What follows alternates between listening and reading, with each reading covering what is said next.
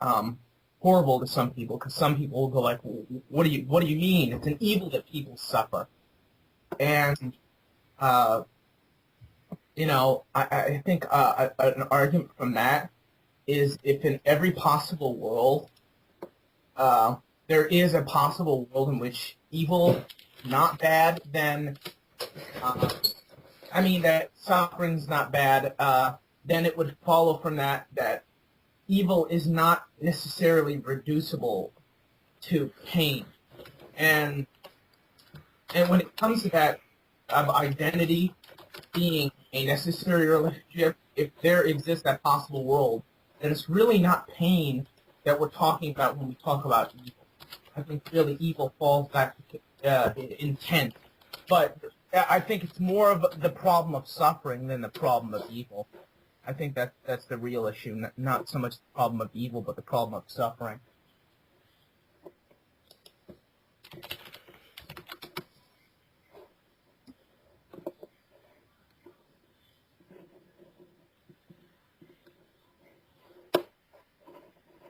Would you agree with Aaron? Yeah.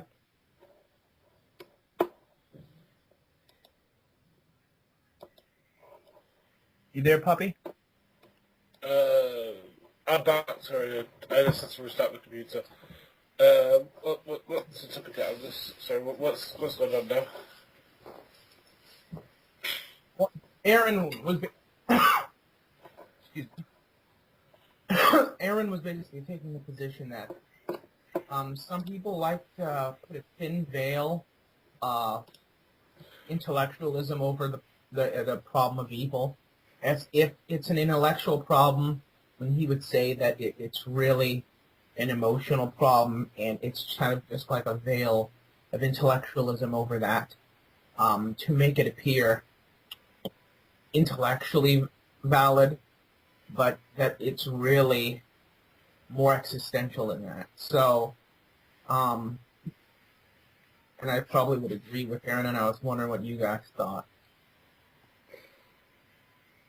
Because Bart Ehrman said that one of the reasons he became an agnostic was because of the problem of evil, so I think it can be something that is intellectual. To me, it totally is, though.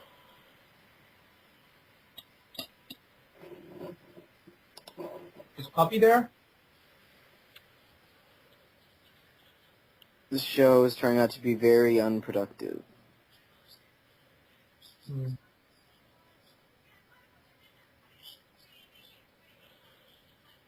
I remember Puppy told me that like the Christmas Eve show was the worst out of all of them when I was special guest on it. But the attendance here is even worse than Christmas Eve.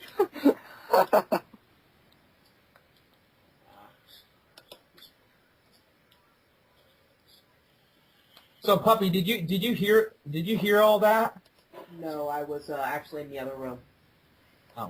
Oh, so Aaron, should I explain to him like what you were saying, or should I tell him? Yeah, you can explain it. So Aaron was basically saying that he thinks that the problem of evil is what people make to appear to be an intellectual problem, by kind of putting like a thin veneer of intellectualism over, the problem of evil, when it's really an emotional one. And I agreed with Aaron on that. Bossman seemed to disagree a little bit, and I was wondering what you thought. I actually disagree with that, and the reason I disagree with it is because there is an intellectual problem of, just from an analytical standpoint, what are God's morally justified reasons to allow suffering into the world? At the very least, it can be framed as an intellectual problem, just as, anything can be framed as an intellectual argument. Well, it's just that most things will, against anything else, just that most of them will contain a non sequitur logical fallacy. Well, I'm not saying there can't be, but we're saying, why do people have a problem with suffering? And we are theorizing that this is really an existential problem, not an intellectual problem. Not that you can't frame it in an intellectual way, was that people really hold these objections because they really just don't like suffering, not that they found some kind of inherent logical inconsistency or some sort of probabilistic issue.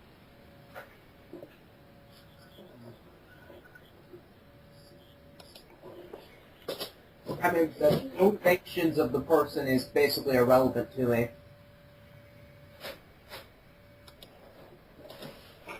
The problem of evil itself is a partially an intellectual problem because I think that the theist does have to count by the suffering that exists in the world does.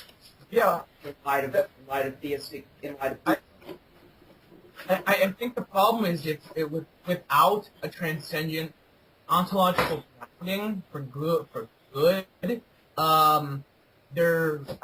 seems to me that on a naturalist stance there would be no such thing. I mean, what is good and evil on just atheistic standpoint?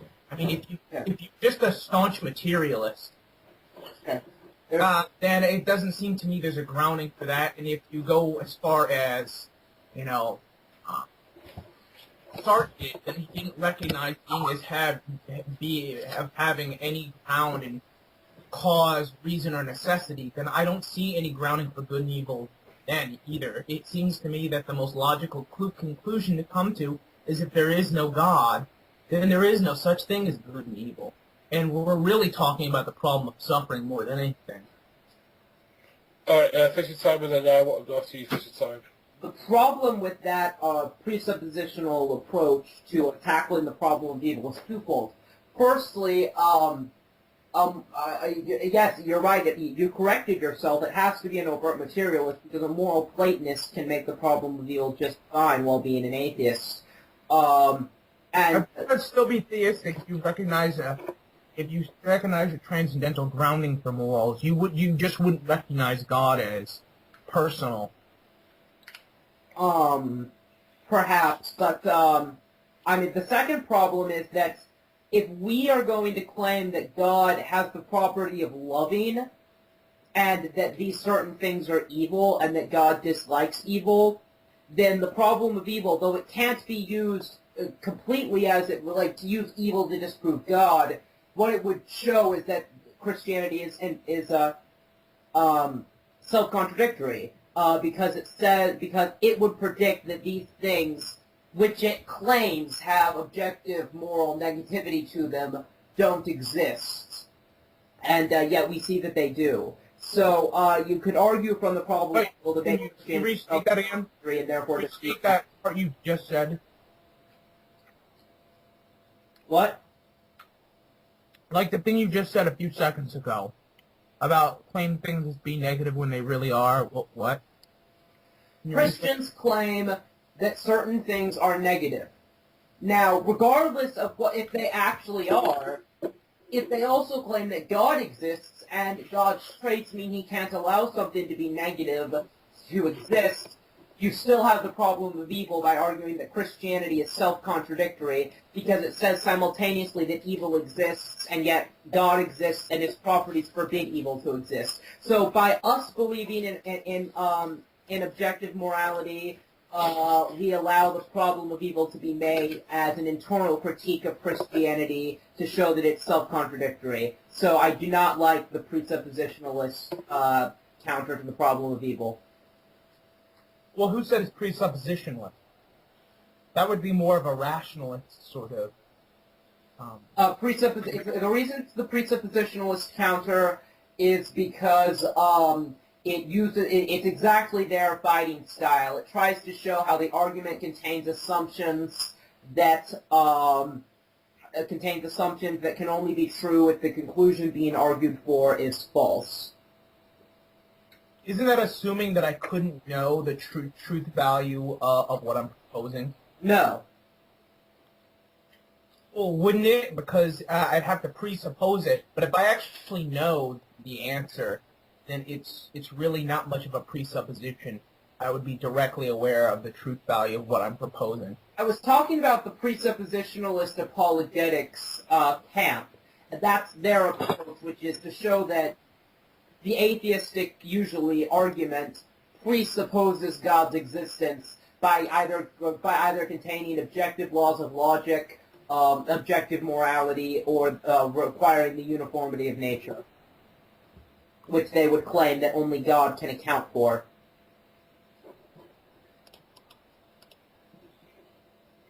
Okay.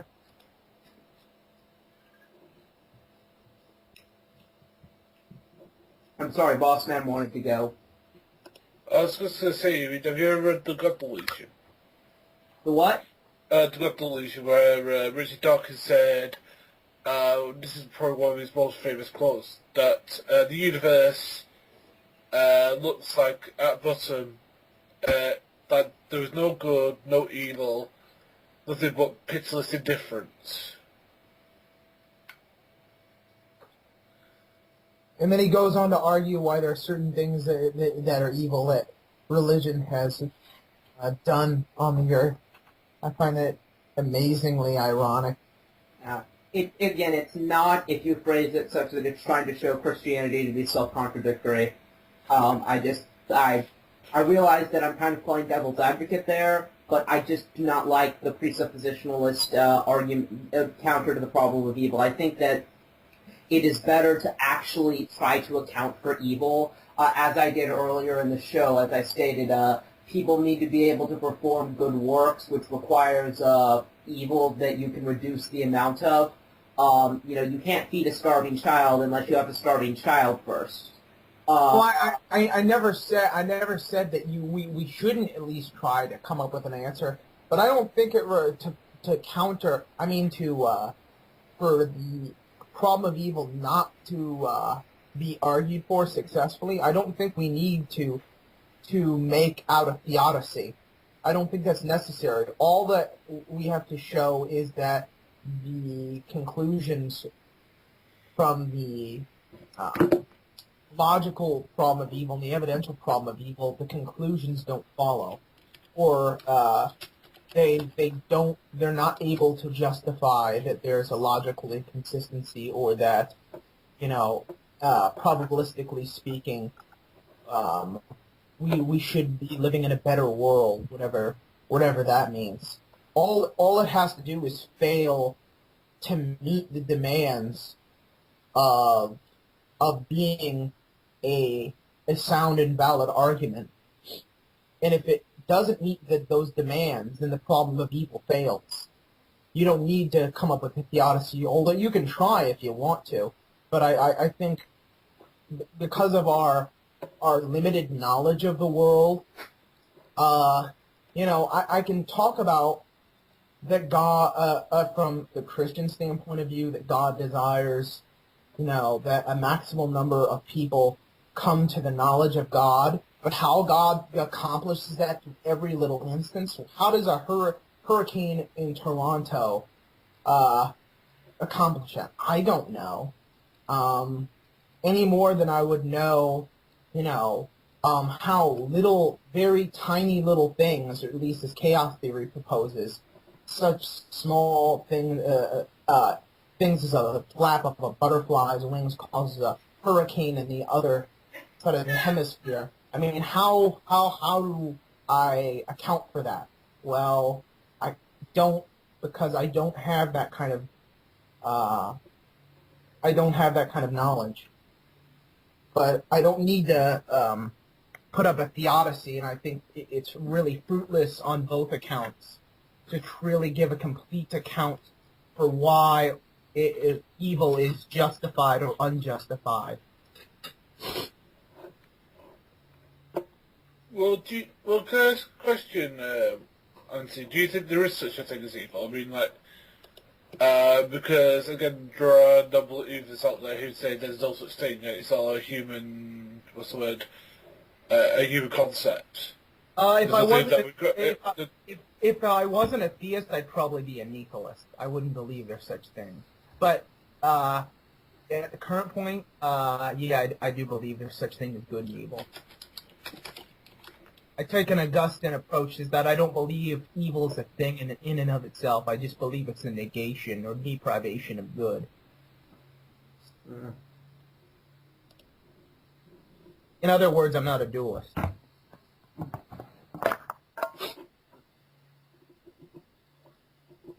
I see. Because a dualist would believe that evil is something in and of itself. It's like the opposite of good, but it is a force in and of itself. I would deny that. I think good can exist on its own. I don't think evil can exist on its own. I mean, okay, can good exist on its own? I would be more inclined to view good as a property of a thing, rather than, or goodness as a property, rather than viewing good as a substance. It's... Well, I think it becomes very muddled when you try to define, because substance normally as a colloquial term would imply that substance is like a physical form, has a physical form, and I wouldn't call it a substance. I think if we're talking about good in transcendental terms, we shouldn't be referring it to as a substance any more than we should be referring to the soul as a substance. Or abstracts as a substance. Because when you do that, you misconstrue those things. Like when people call abstract number substances, they're really doing that. They're particularizing universals, and particulars are not universals, and universals aren't particulars, and you kind of muddle the line between what's a particular and what's a universal. And the same thing I think would go for goodness. I don't think we should talk about it in terms of a substance. But I mean, do you believe good is a property, or is it its own thing? I think it's essential to being.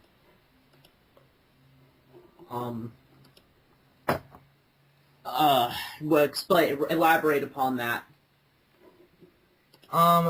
By essential, I'm basically talking about essence, and essence is that which makes a thing what it is. So I think goodness is essential to being because it makes being property of being, although it really kind of muddled to even call it a property, but I think goodness makes being what it is, somewhat. So you think that everything that exists is inherently good by virtue of its own existence?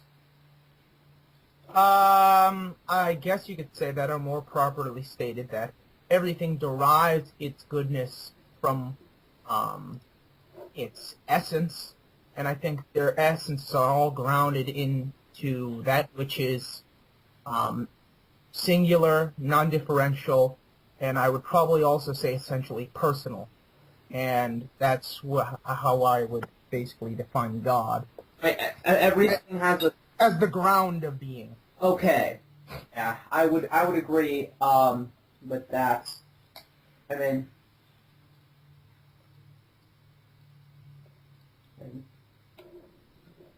I think when we talk about these things, it kind of gets muddled even further, because it's really hard to talk about goodness if we're talking about it being essential to God's ontology, and to talk about God, God's essence, when I don't think any of us has experienced God's essence in its fullness.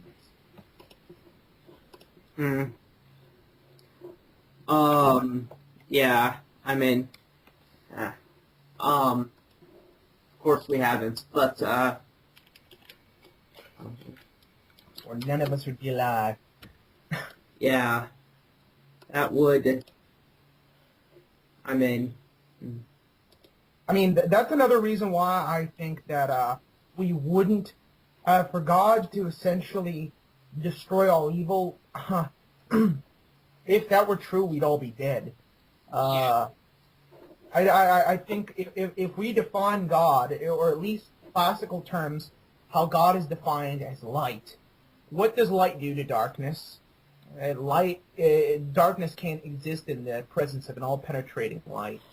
If essentially the part of us, we've negated ourselves as we would think so, at least Christians define sin.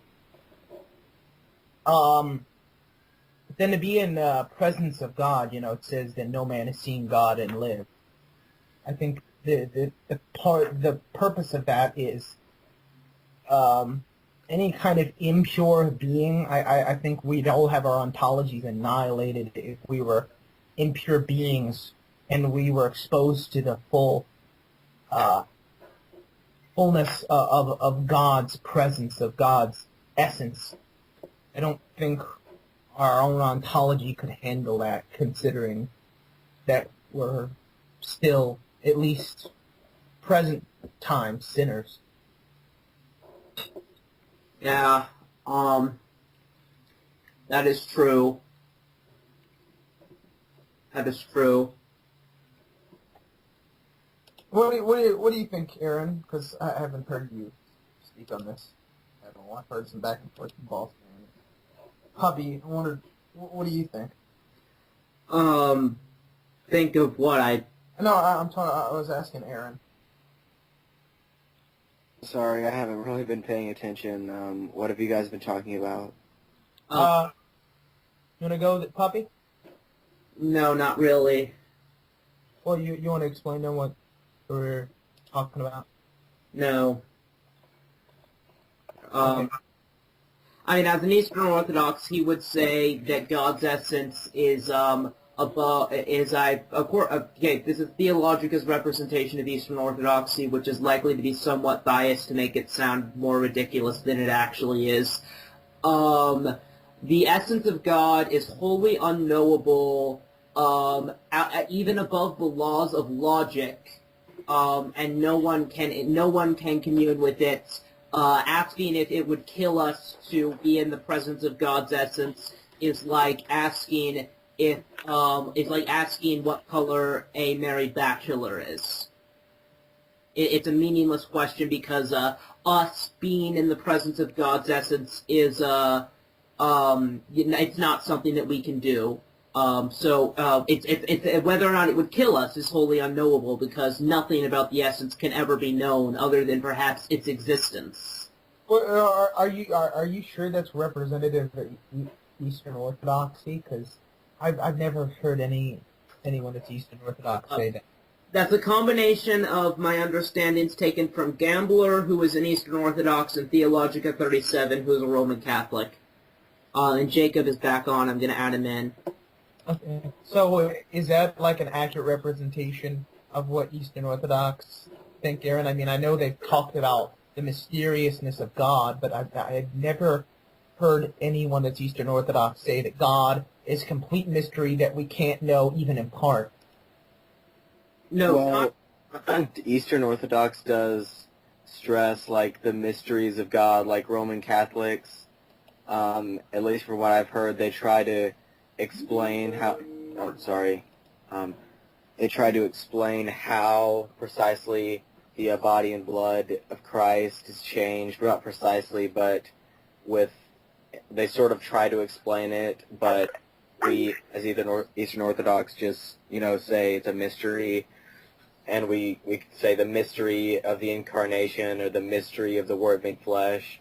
I've never actually heard it taken to such an extent that we can't know anything whatsoever. I mean, we do know from the Holy Scriptures and Holy Tradition that God's essence is made up of three persons. But I would agree to what Puppy said to an extent. and why is everyone's thingy waving, including... Okay, I'm going to stop the recording, stop the call, and restart it. Is that okay? Okay. Sure. Is it working now? Yes. This is awesome. And sexy. Okay.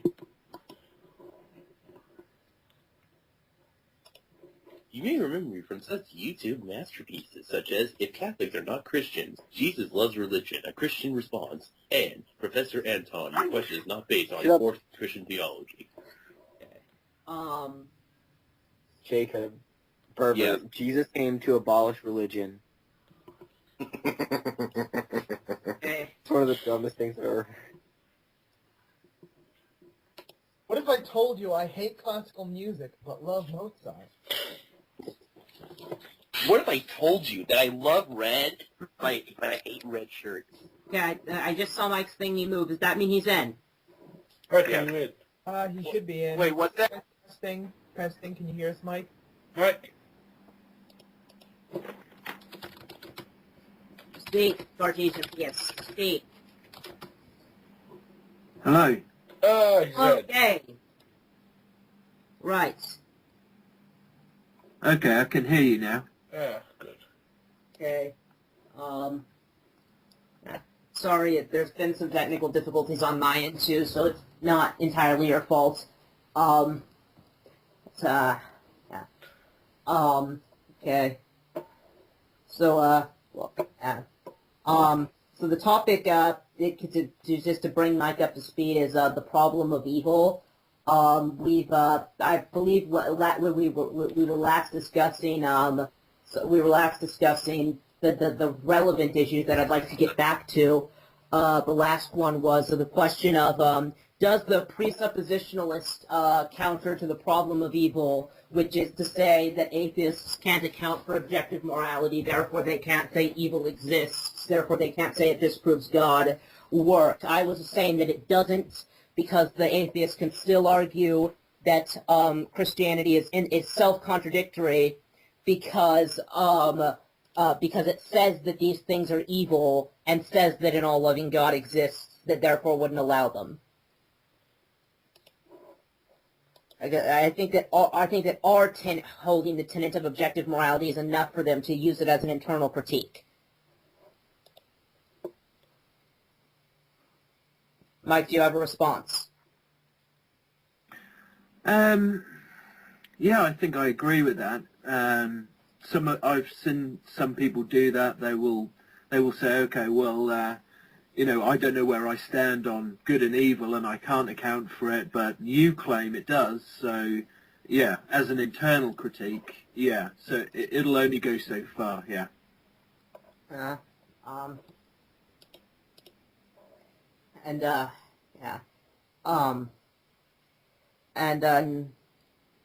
Another question.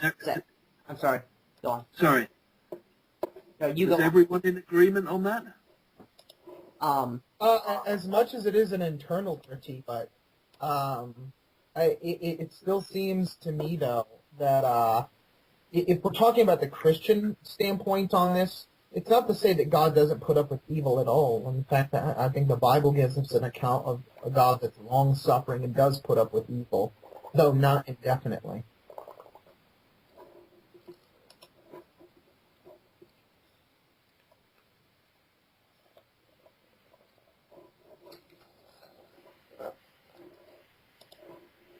Yeah.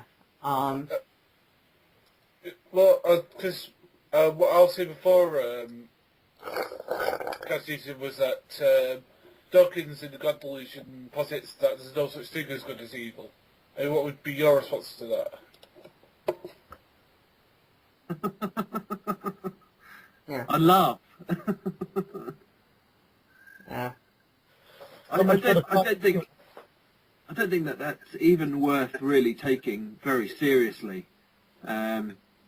Dawkins there is just proving to, anybody who's read philosophy to any degree that his position is just laughable. And William Lane Craig, amongst others, there have been many others as well. The atheist philosopher Michael Roos had Dawkins up on this as well. And Roos has made him look a fool over that comment as well, because he doesn't live up to it. He can't bear living with that statement, and he contradicts himself not only in his actions but also in his position as well. He clearly thinks that there are people he can describe as evil, and he seems to mean it in a more than a subjectivist sense as well. So even that very nihilist statement about good and evil, even if he tries to update that and say, well, I was being subjective about it, even that won't buy either, because clearly he's made many, many comments where he does really think there is something as objective good and evil. And that comment just stands out as one of many very ignorant statements he's made about the subject. Yeah. Well, I would say that he's contradicting himself within the confines of that statement when he goes on further in his book to condemn certain actions by the religious as evil. And I would say that's contradictory, but I believe he's changed his position as of the point where Harris was writing his book, A Moral Landscape. And I think Dawkins has changed his position in that now he believes that morality to some degree is objective. But he's taken a sort of almost positivistic view of morality when he thinks it's grounded in science, like Harris, and then he commends Harris on saying nobody gives a sharper argument than Sam Harris, comparing his argumentative style to that of a bayonet. But definitely not impressed with Harris's views on this either. It's just kind of a naive, positivistic view of utilitarianism.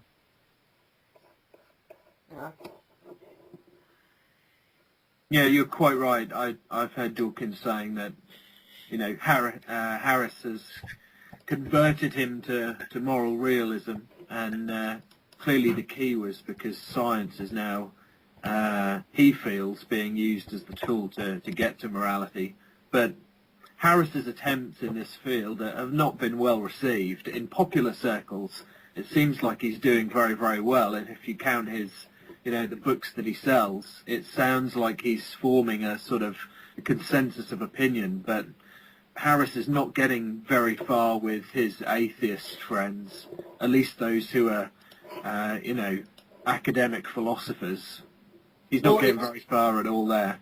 It's kind of like Ken Hovind that's gotten a popular following for trying to argue against evolution by arguing from thermodynamics, and he's got a large cult following from that. But I think people in academia know better, for the most part. So, just because you initiate some sort of bandwagon effect in popular culture does not mean you have a good argument.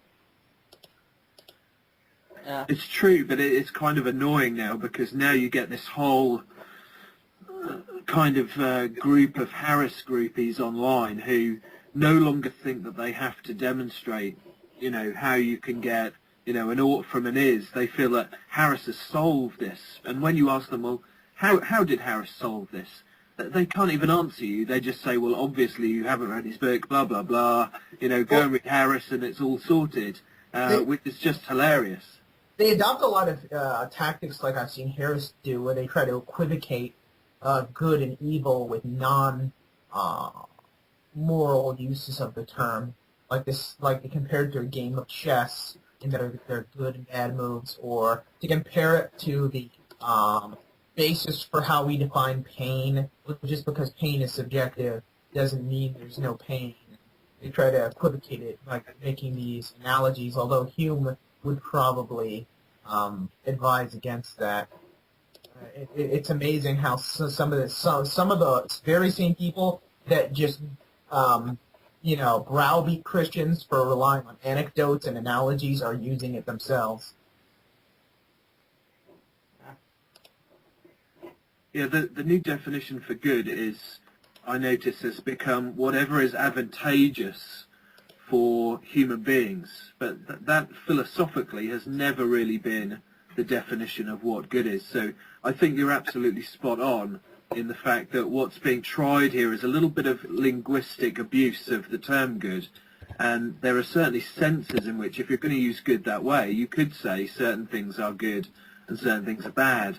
But it's purely a heuristic use of the term. It's not actually in terms of good and evil as they have been used. And equivocation is always a very good tool for the new atheists. So, yeah, I think you're spot on there.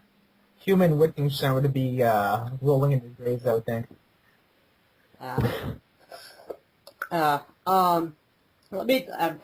Let me just say, the most convincing account I ever heard of objective morality from an atheist has been Vic Mackey, 24, who said, good and evil are words with definitions. It's objectively the case that, just like it's objectively the case that we have decided to call things with 4 legs that you sit on that are small enough that really only one person can sit on them. Just as we have decided to call those chairs, we have decided to call actions that bring about justice and happiness good. And I have to say, in that sense, you can have objective morality on atheist ground if you say when we say good, that word has a meaning and it means this. In that sense, you can have an objective good. And I had another comment too, but I guess, but my problem with that account is that it doesn't account for what people mean when they say objective morality. But it does, strictly speaking, account for an objective good. Well, I see. Oh. What? Want to go first? Anyone want to go first? Yeah, who wants to go first? Not you two. Have anything on that, Mike? Sorry, give me a minute. Someone else? Go ahead. I guess I can go. It just seems to me that if you're going to argue moral basis, I think another problem with the problem of evil being that you have a utilitarian case against it seems to me primarily utilitarian that people argue the problem of evil. Because I really, when it comes down to it, I think they're really talking about suffering. They're trying to define that the suffering in the world is just gratuitous. And I think that's a utilitarian case for evil. I would argue, though, just on the grounds, I think the presuppositionalist case to an extent might be good, but to supplement that, perhaps, the kind of argument that you really can't prove that there's a logical inconsistency, necessarily, or a probabilistic issue. And insofar as you do that, defining things as gratuitous, assuming the utilitarian model of what evil is, that suffering is inherently evil, I would say I would say you have to prove that suffering is inherently evil. I think the problem of possible worlds, I mean, if there's a possible world in which it's not considered evil, I mean, take this for example.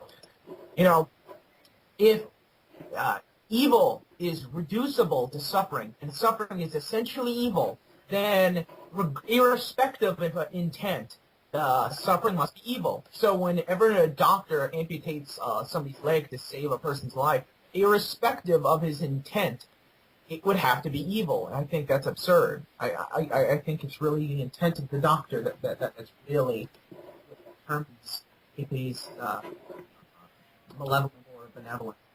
I think it is what depends on whether it's good or evil. And if there's a possible world in which we admit that it's absurd, then it's in that possible world not evil, then since identity is a necessary relationship, it seems to me that pain is not inherently evil, and that evil is really a subject where we have to go and give a more deep assessment. I think we have to give a more thorough analysis of what evil is, not just assume a utilitarian model of what's good and what's evil.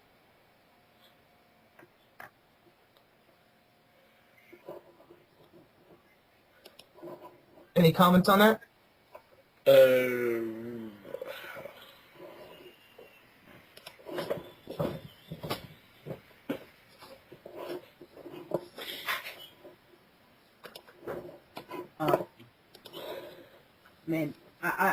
I would agree. I don't know. I mean, I think you can phrase the problem of evil in such ways to not assume it's not assume utilitarianism. All you have to do is say that whatever you consider evil to be, that it exists, and God wouldn't allow it. So, that would be a logical problem. How do you state that evidentially, though? I can understand in making a kind of utilitarian argument that you basically say there's a gratuitous amount of suffering in the world. But how would you phrase it in a world that doesn't make that something? How would you make this in a non-utilitarian? There is a gratuitous amount of people doing things with the intent to cause harm, which is objectively evil.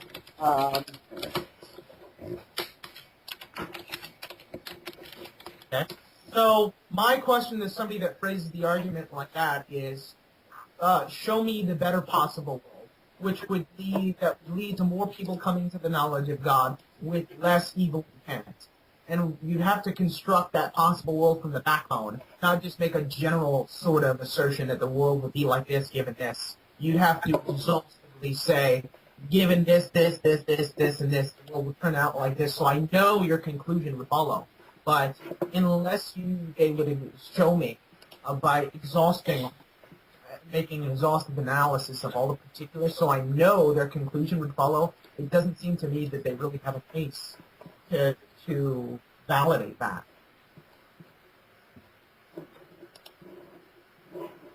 So what if they said, just playing devil's advocate here for a moment, what if they said the current world, as it is, minus cancer,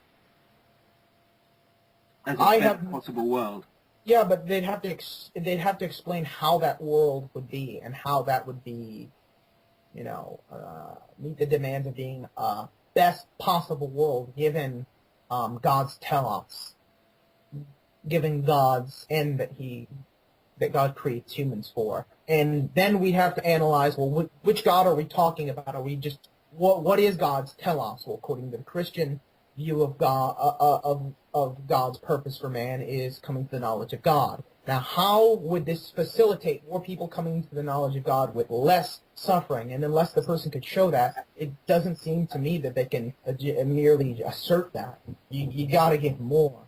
I think this is why I think the whole problem of evil is just so fruitless. I mean, we barely have any knowledge, and our making predictive models of the world as we do now is very limited to the scope of what is possible to know.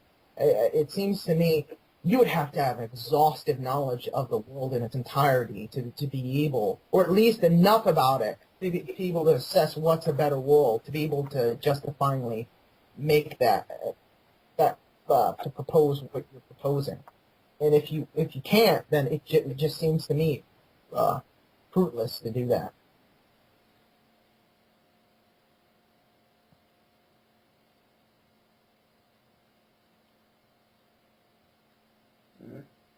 When I was talking about that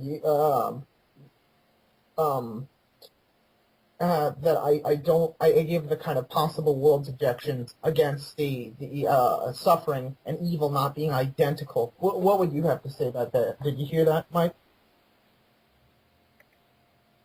I think most people make a distinction there. I think that's often why people try and frame it as the problem of suffering as being a slightly different problem from the problem of evil. So I think it is prudent not to conflate those two terms. Yeah, definitely. Yeah.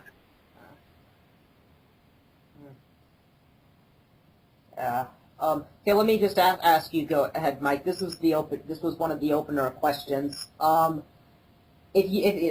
is your response to the problem of evil? Like when someone makes it, how do you respond to it?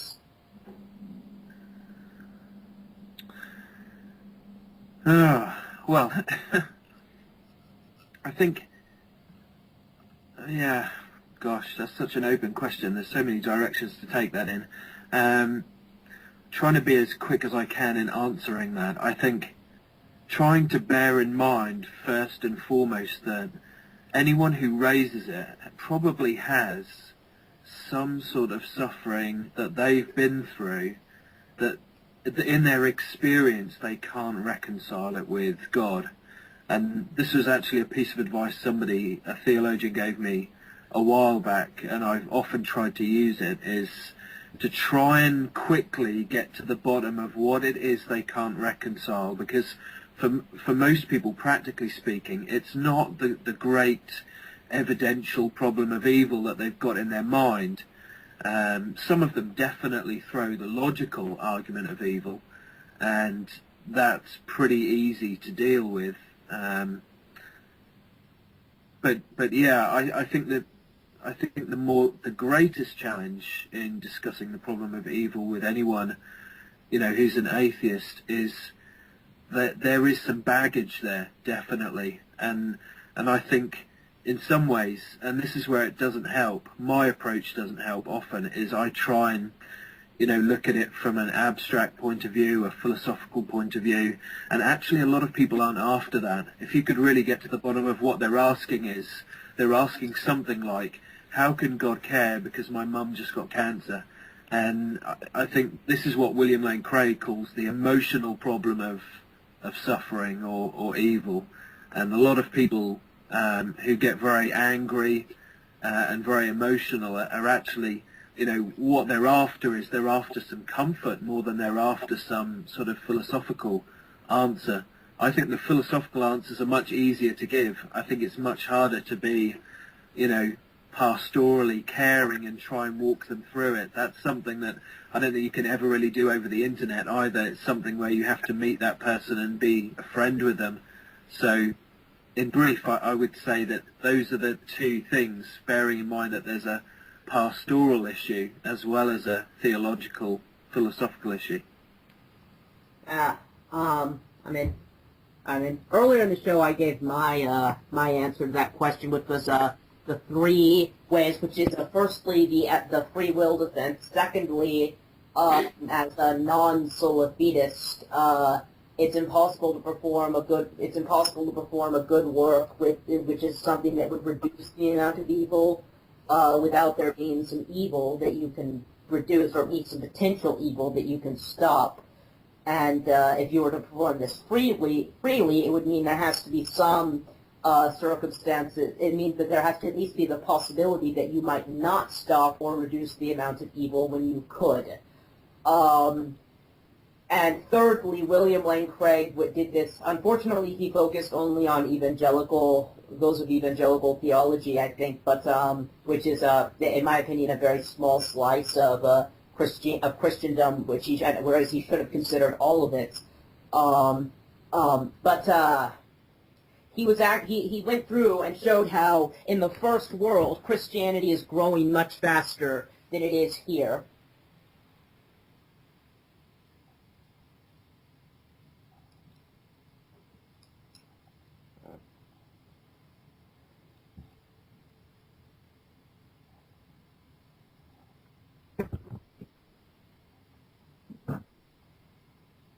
I think you meant the third world, actually. Yeah, I did. If I said the first world, I meant the third world. Yeah. Out of curiosity, Black Lion, are you there? Because I'm going to need you in about 40 minutes. Okay, I guess possibly. Was he going to call in, or was it for something else? Well, when the show ends, I always have the audience, what is there, which is usually one person, do a vote on what the topic of the next show will be. And I have 5 candidates selected. Okay, here's a question for everybody. What is your opinion of the objectivist, i.e. Dorpatan and Mr. Cropper, at least inside, anybody who's watching this is experience? I've only really heard this from Dorpatan. Their account of objective morality, which is to say that objective morality is based on life, which has objective value, and because life is objective in its existence or something. Without proposing some sort of transcendental ground for the good, it just doesn't seem to. You can do it. I mean, if you propose that the material world, that is particulars, have that within themselves, then it should be measurable, right? I mean, because that's basically what, if they're saying that the particulars, the physical, is all that exists, as objectivists, claim that existence, the universe is existence, then how do you measure goodness? If you can't, you see how that's an issue. Yeah. Well, I mean, everything is an issue with objectivism.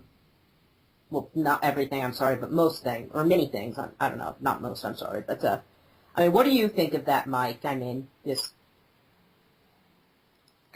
Yeah, I think it's generally best to ignore objectivism. I mean, most philosophy does today. I think it's a bit of a red herring. It's a all it is that's a linguistic assertion, and objectivists do this all the time. They simply reduce something to a pat statement which they think is true analytically in terms of the meanings of the words, and then they try to prove it that way. And nobody takes them seriously. You won't find atheist philosophers borrowing from objectivism because they know that it's empty and it's false and it's a load of psychobabble.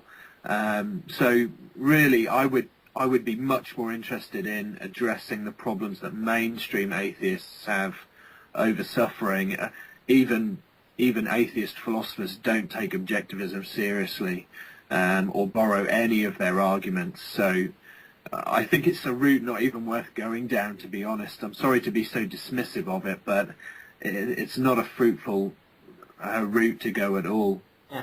Still, it's hilarious. You know, it's the only philosophy that you disprove every time you move your arm. Because when you create an objective fact with your subjective mind. This is confirmed by all of objective morality, of objective reality. So such things as morality could not be the product of a mind and cannot change to the whims of a mind. Therefore, morality is objective, and objectively speaking, morality exists, just as existence exists.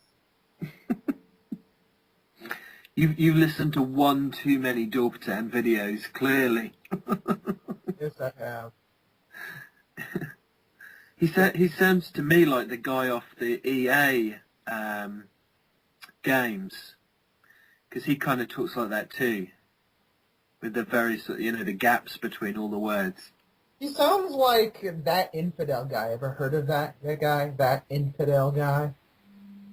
No. He did like an interview with Bart Ehrman. So it was hilarious in that he came from the position that there isn't very good evidence for existence of historical Jesus, and he came to the conclusion there's like two Jesuses, and Ehrman was just completely are you kidding? That was basically his approach to it. And when he was he thought because Ehrman was a skeptic that he was going to side with him, but he was like, no, we have good evidence for Jesus. You got to look at the evidence. And then he started questioning, like, the authorship of Galatians. And Ehrman, it just seemed like he was approaching him like, what are you, high? There is no dispute. Paul wrote Galatians. He said, I mean, he didn't say that, but that's how he was coming off to me when he was talking to him. Like, what is this guy smoking? Yeah, I have to admit that was one of the funnier clips I've ever seen. I also rather liked it when Christopher Hitchens flipped off the audience of Bill Maher's show. That was beautiful. It did earn me quite a bit of respect for Hitchens, or it's because it's. Hitchens is a bit of an oddball. I highly suspect though that he's for the Iraq War because he's so anti-Islamist, because he's an anti-theist.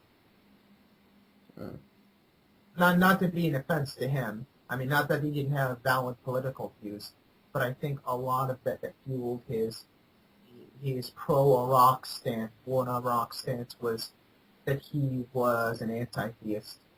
He didn't like the influence that the Muslim fundamentalists had on the Middle East. Yeah, that's true. And immediately I now want to steer it back to the problem of evil before we continue to talk about Christopher Hitchens. Even though the two topics are somewhat related. and that is going to be completely misconstrued by somebody. But yeah, I mean, yeah, okay. I wanted to ask Mike a question. I know that the support for the logical problem of evil in academia with most philosophers is pretty much nil, even with most atheist philosophers. The evidential problem of evil, I've seen more support for, but not as much as as some of the lay people like to make it out to be.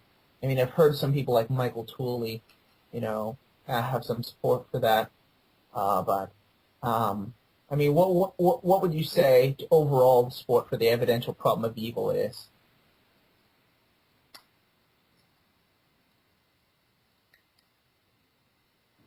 Sorry. Yeah, I think, well, it's huge. I read quite a few atheist philosophers, and I mean, Michael Martin is perhaps one of the most outspoken atheist philosophers in regard to it. I think almost all professional atheist philosophers today see the evidential argument from evil as being, the strongest argument in their arsenal. So it's definitely a live issue, and it's one that doesn't have as easy an answer as the logical problem does. The logical problem actually, it doesn't require that much. I mean, it was a tough nut to crack in formal logic, at least. But, as Plantinga pointed out, it goes back to the free will defense can more than ably, dismiss the logical problem of evil, which incidentally is why I think now some atheists are going after free will, that they see this as a necessary step now to keep their argument of evil as a sort of knockdown argument. What they need now is to get rid of free will. And I don't think there's any coincidence at all that since Plantinga's view has become more popular in the debate, say in the last 20 years, now atheists are going after free will and trying to suggest that we don't have libertarian free will, moral free will. And I think that's a very interesting development. Anyway, on the evidential problem, yeah, I would say that that is a problem. It's a huge problem.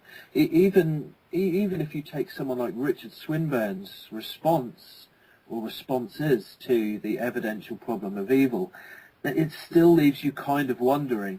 And so I think there are some good formulations of the evidential problem that need, that can genuinely cause us to sit and say, yeah, this is difficult to reply to.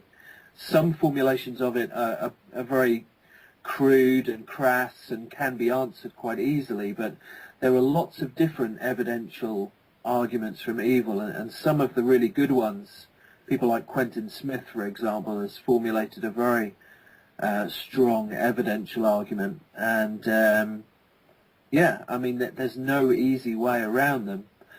The one thing to say is that, of course, they're all probabilistic by nature, Yeah. which doesn't get rid of them, by the way, because most theistic arguments are probabilistic.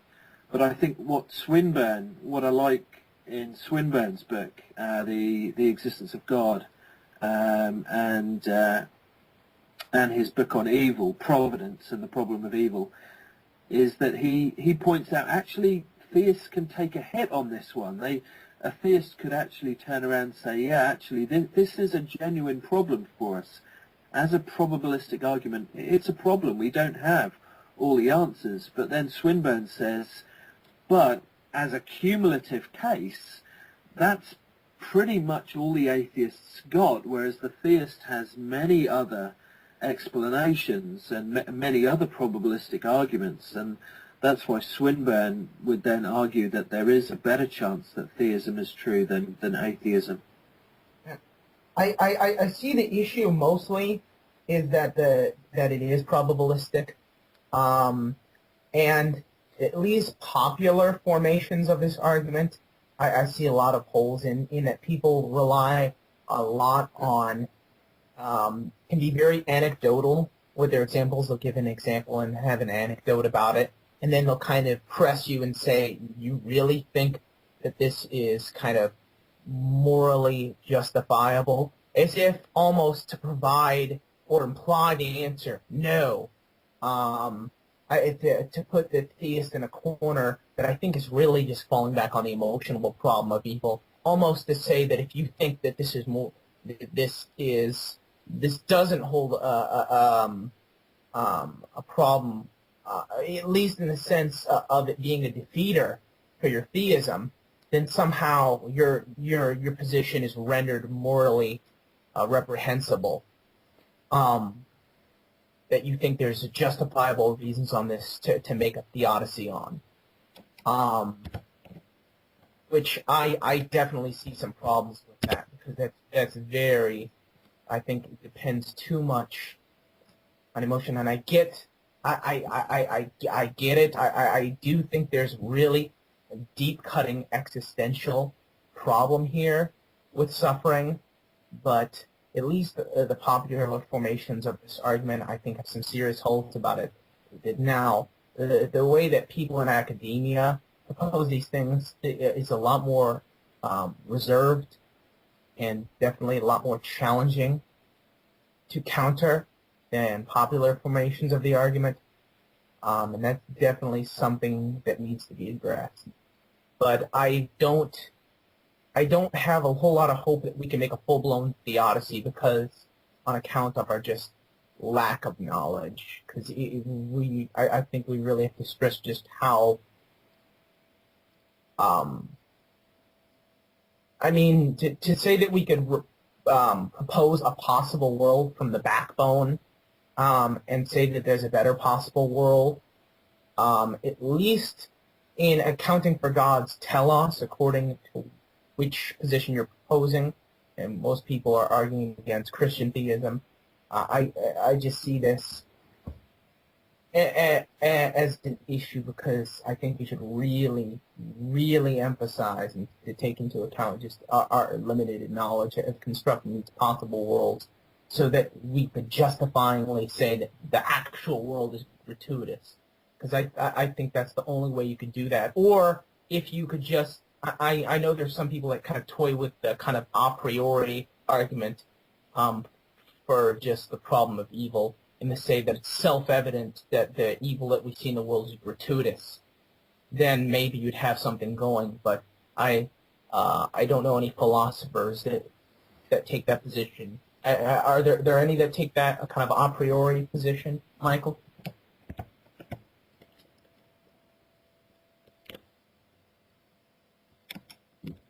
Sure. Mike can answer the question, then I'd like to say a couple of things. You there, Mike? Yeah, sorry, I just got stuck there. Yeah, go ahead. Fish of Time, you had your hand up. So. Okay. Okay. Firstly, I'm going to go ahead and change the recording. Okay, it's on. I was just changing the recording, but expanding on what you said earlier about about them calling you morally bankrupt for trying to construct a theodicy, I completely agree. I've never actually heard that argument made. The place where I've heard that argument made is God is evil. How can you possibly justify the genocide he commits in the Old Testament? The answer is given X, Y, and Z, explaining how it's not genocide, and how what in fact did occur is justified. To which their reply is, "You're evil because you're trying to justify genocide, which is categorically wrong." Yeah. Or people will kind of put you in a corner and then kind of make an argument from outrage where they're saying your God's a prick for allowing this. I know some people that would do that. I know some people that don't do that so much, and they kind of press you by saying, you really think that that there's a morally justifiable reason for allowing this? and they kind of press you, and it almost kind of falls back on the emotional problem of evil, which is why, at least in popular formations of this, I think there are just really gaping holes in this. People rely a lot on anecdotes, analogies, and just emotional outrage. And not to say that those aren't important things to address, I think they are, but it's really misconstruing an intellectual problem with an emotional one. Now, people in academia don't tend to do that, which I'm thankful for. But definitely, I see this trend in popular culture to do that. And it would all come down to maybe only being able to justify that maybe if you tried to assert that self-evidently. I know it's self-evident that there's gratuitous evil in the world. If somebody argued that, maybe they'd have something wrong, like I said, but I don't know any philosopher that's made that claim. I wanted to ask Michael if there's any philosopher that is giving an a priori argument at all. So Yeah, there are some. Yeah. like Well, Quentin Smith is one example. Although I would just say the paper he wrote trying to re-establish the logical problem of evil has been very, very criticised. So even Smith hasn't convinced his fellow atheists on that one. But Smith is one who has tried to overcome Plantinga's objections, but at the moment he hasn't really managed to get much of a following. That's in the last 3-4 years. I think that was written. So there are some who are trying to go back to that, who are trying to overcome the problem, because and I think that's partly because they realise that probabilistic arguments aren't going to get them aren't going to complete the task. They're not going to do it on their own. Any probabilistic argument from evil is not going to disprove that there's a God. They simply cannot do that. So some of them are tempted to go back to, the logical problem. So some are definitely exploring that, yeah.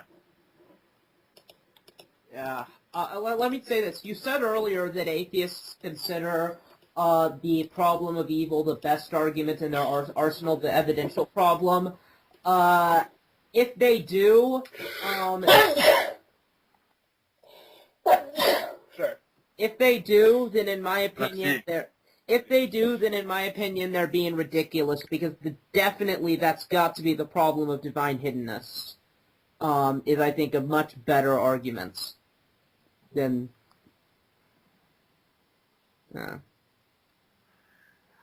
Yeah, I don't know. I mean, I think some probably have, but then the argument from divine hiddenness is also a very probabilistic argument. There's no real sort of logical formations of it, not any that I'm aware of anyway. Again, they're kind of couched in subjective terms. I mean, it's a lot easier to talk about, even if you can't justify exactly how. It's a lot easier to say, well, we know that there's such a thing as evil, but it's a lot harder to explore this idea of hiddenness. Exactly, when is someone hiding, and when is their existence kind of evident to us? I think you're right in the sense that that's definitely been a big issue. I mean, this is just my own personal opinion.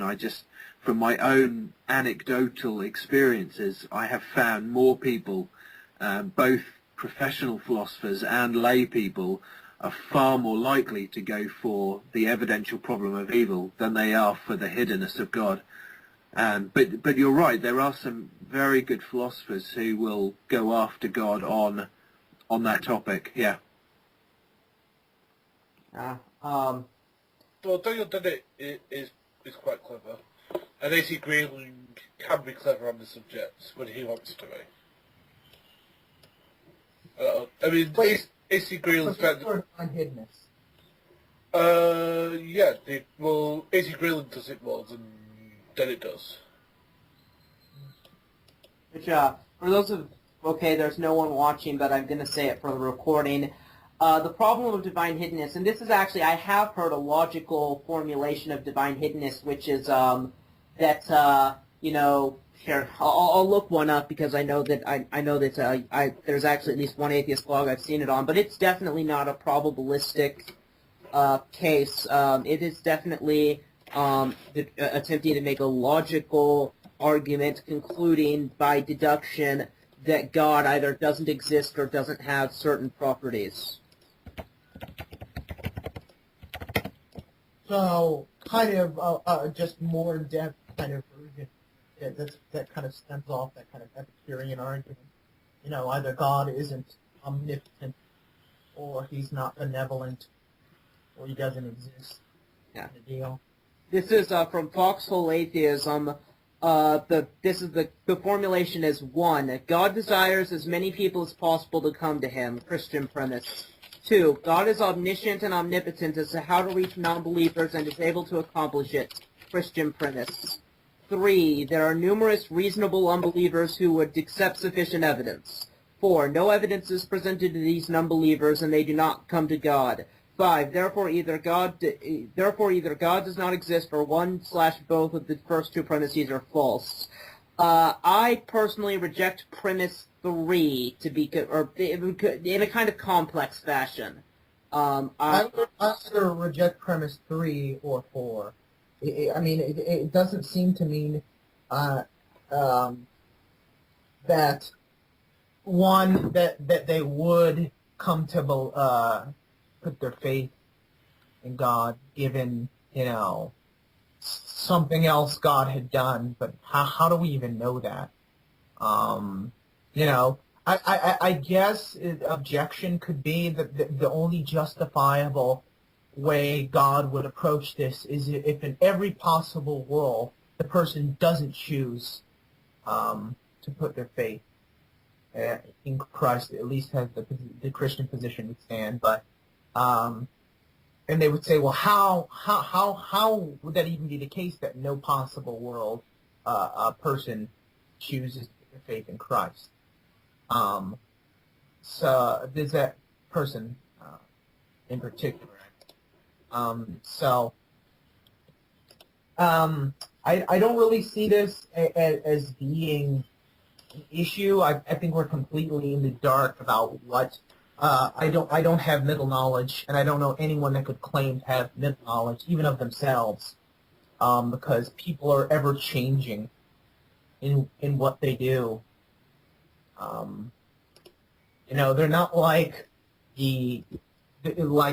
they're not an unmoved mover. They're temporal. They change. How could you really have ever enduring knowledge that you would change given this, more than just convincing yourself that I would change if there was this? But because I know many people that even if they were convinced that God exists, the Amazing Atheist has made it pretty clear that if he were to know that God exists, he would give him the finger. He would want nothing to do with him. He doesn't care. He'd basically say F you. So I'm not claiming that all atheists are like that, but there are definitely some that even if they were convinced God exists, it wouldn't really change them at all anyway. I don't want to stay on this topic too long because that is going to be a future show, the problem of hiddenness. I just wanted to say, that that is definitely a logical and not a probabilistic formulation.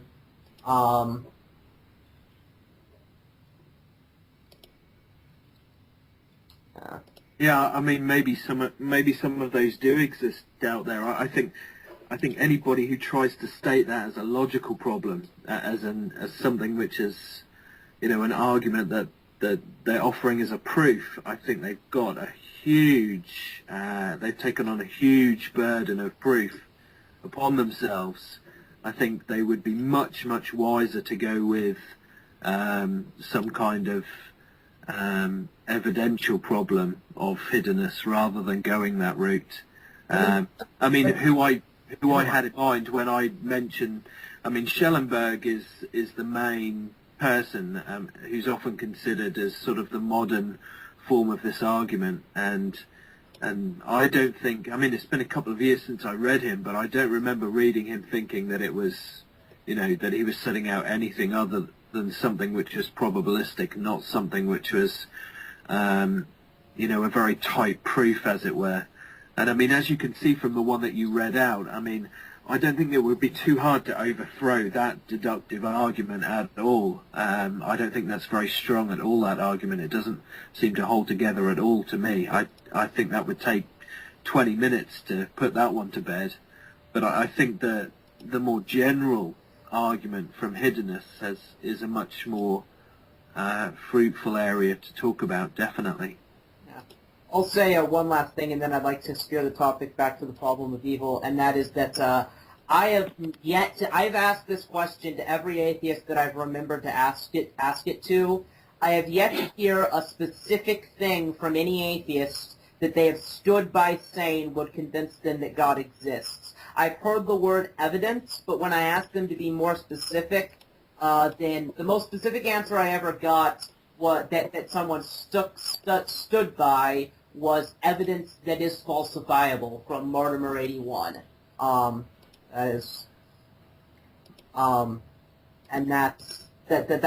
so I am actually convinced that for the predominance of atheists, there is literally nothing that would convince them.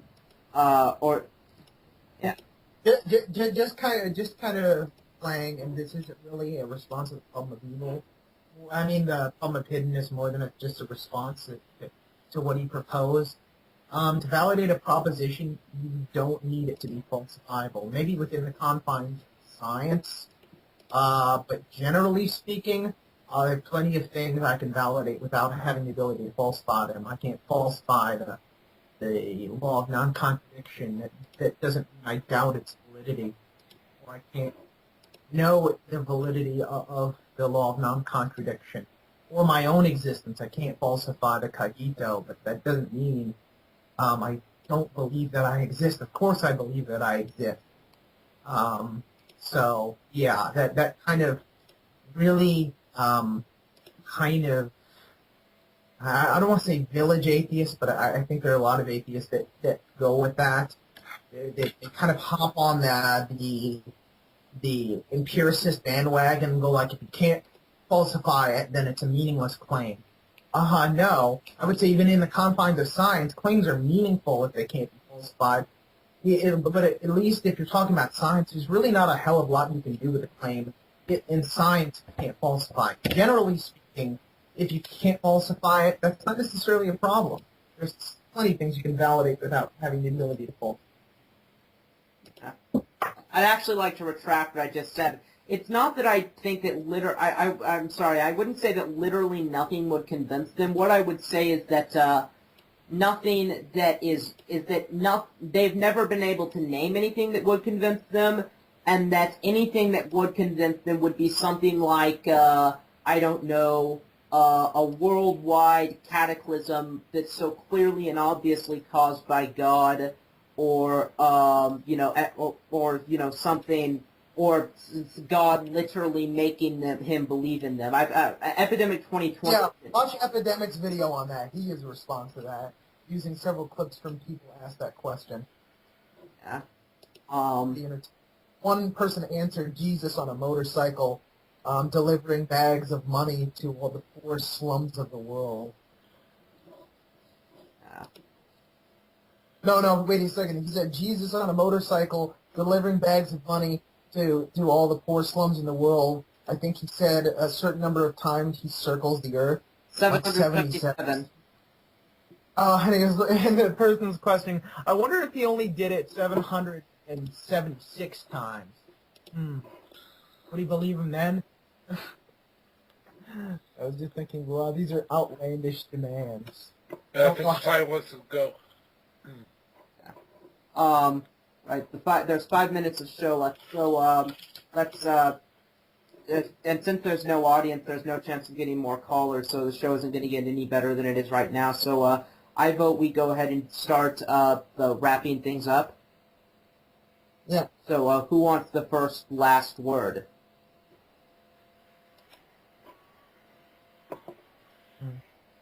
I guess I could go. I think it just, when it comes down to it, I think it's definitely the emotional problem of evil, at least with most lay people.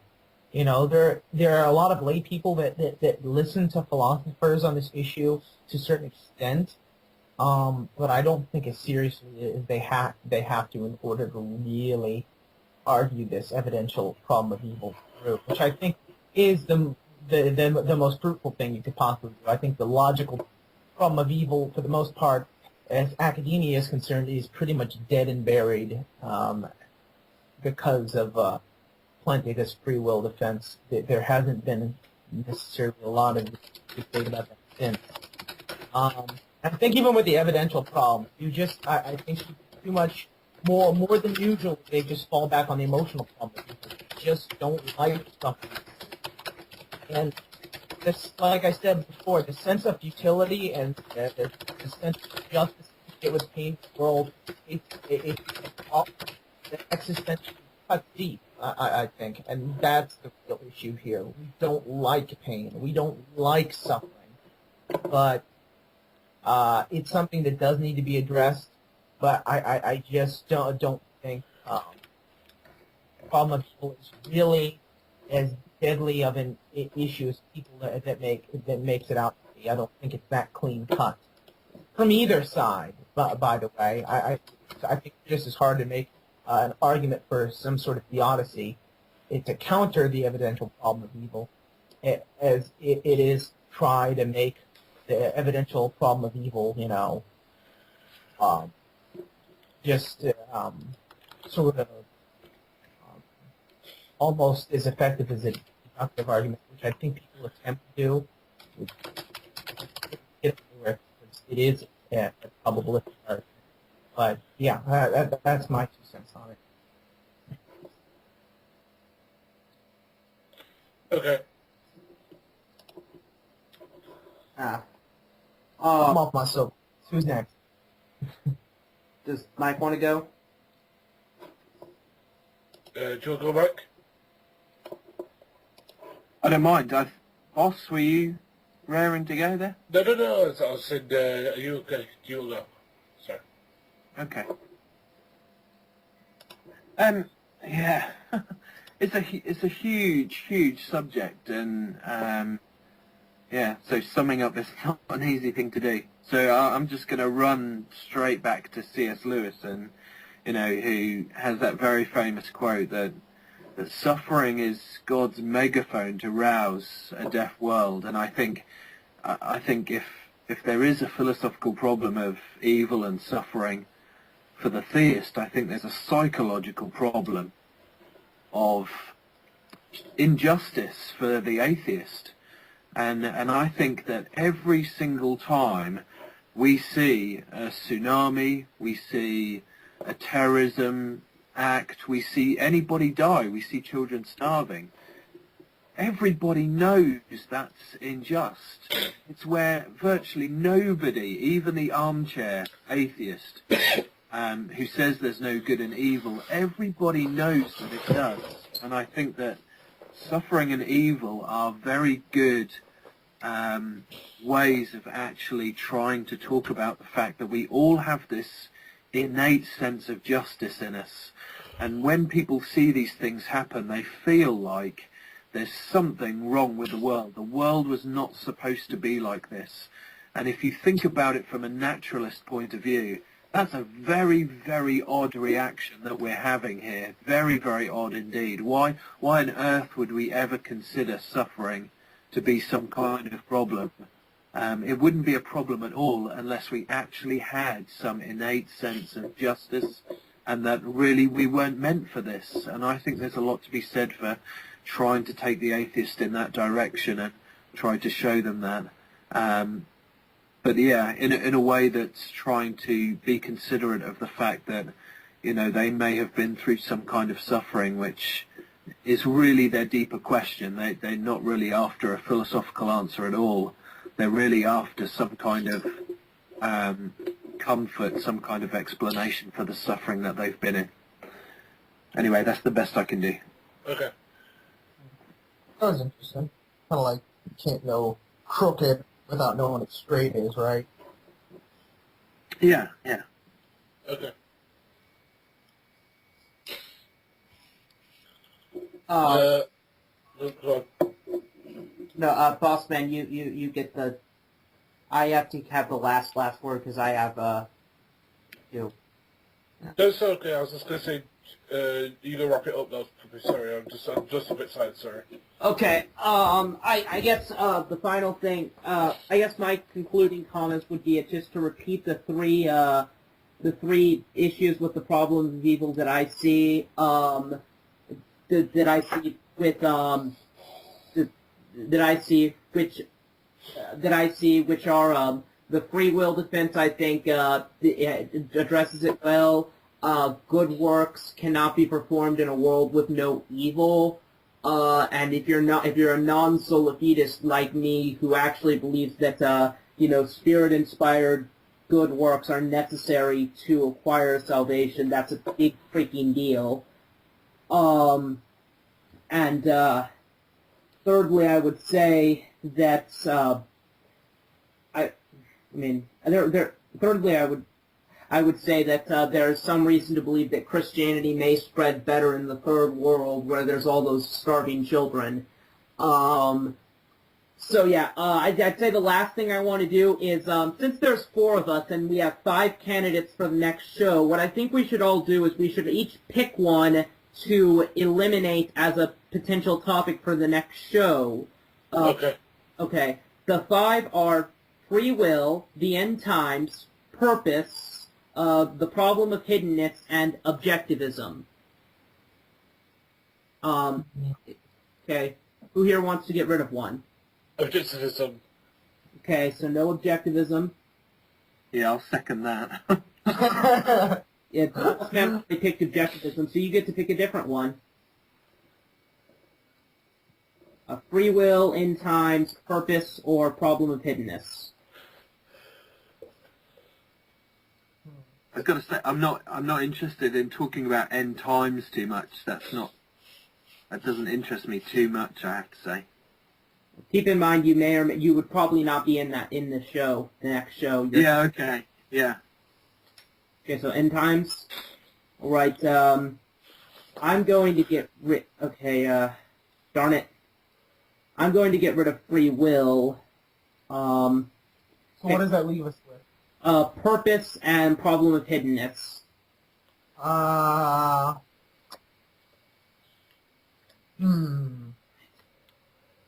These are 2 interesting topics. I mean, on the one hand, there's a thing that's really important to people existentially, but then again, the problem of hiddenness is good epistemological issue to talk about.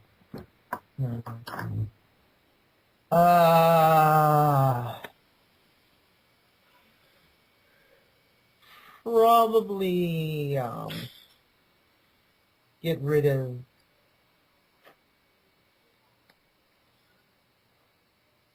problem of a divine hiddenness. Okay. So. No. I think that's an overused argument. Okay, so let me just mark that then. Purpose moves up here. Okay, so that means that for the recording, the next show is going to be on purpose. I've got some stuff to type here, so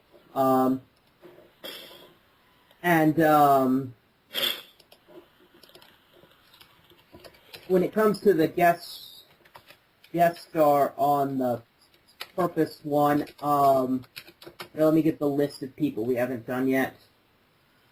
Cooperate with me, trackpad. Cooperate. That's done. Glad you're not doing the problem of divine hiddenness, because I just think that's an overused argument. What do you think of that argument, Mike? Oh, Well, I think that, yeah, I mean, again, we've got this problem. The lay versions of it are pretty easy to deal with, but I think there's some very interesting discussion to be had over, the more sort of academic formulations of it, as I said earlier. So I would definitely be interested in, if you ever go back to that topic, let me know, because I'd definitely be interested in talking about it. Yeah. Well, popular formations of it is almost kind of like they treat God as if God's this kind of figure hunched over, hiding in a bush somewhere, and you're like, "Where are you, God?" Yeah. Kind of it's not like to dismiss it. There's some existential problems. Okay, so who should we try to get as the guest star on purpose? Does Hippo want to do it?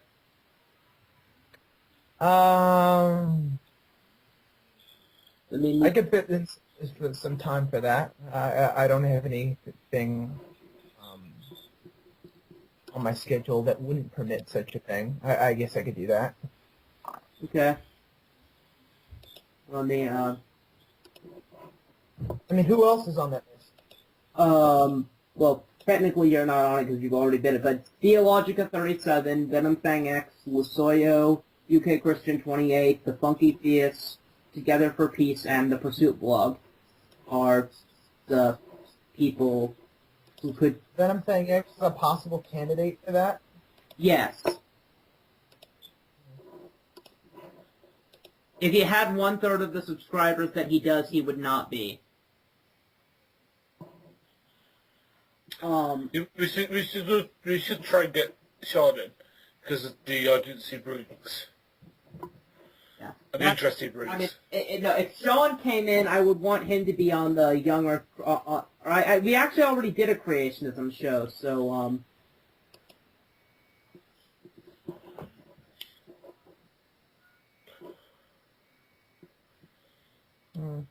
Yeah, did you set someone up to debate him from a different perspective? No, I mean, this list is just people to invite at some point in the future that, would want to possibly be on.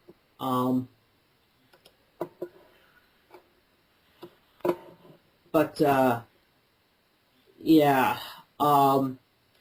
I would, so yeah, I think I already put Hippo there. No, I didn't. I'm going to go ahead and put you there, Hippo. Yeah. So, Mike, how are young Earth creationists in UK? Are there? I'm betting that there's some, though not probably as many as there are in the US. Have you met any in real life? Only once. And that was, I went to go and hear Ken Ham speak in London, and yeah, it was in their made-up bookshop afterwards, and yeah, I just happened to say to the guy selling the books that I didn't think that their resources for children were very were being honest. And they kind of took exception to that. So, yeah, I forgot. Remember you told me this before. What did Ken Ham say that made you storm out of there when he was giving the lecture? Because I remember you telling me that, and something that really irked you. Yeah, it was. Oh, I can't remember exactly. The whole presentation was so incredibly superficial that I couldn't even believe this guy had taught science at high school level, but I think it was, I think it was when he started talking about the Ark and dinosaurs and how